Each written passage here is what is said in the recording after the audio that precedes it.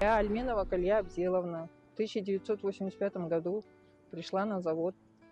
Работала в ТТУ на отгрузке, оформление документов. Отгружали нефтепродукт. На отгрузке я работала год.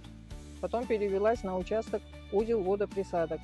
На узле водоприсадок мы готовим реактивное топливо. Керосин к нам поступает с ЛК-6У, база. К этой базе мы прибавляем присадку, готовим к отправке на налив в вагоны. На нашем топливе летают самолеты. В работе бывают трудности, но мы все преодолеваем. О трудностях не задумывалась.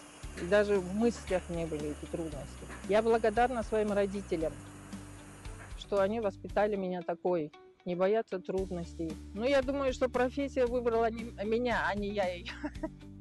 За эти годы вышла замуж, родила двоих сыновей, у меня 2 сына. Что сказать женщинам? Если выбирают эту профессию, просто не надо бояться.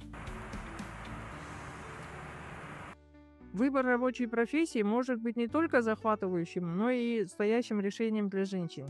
Рабочие профессии могут требовать физических и технических навыков, но не бойтесь, никогда не надо бояться.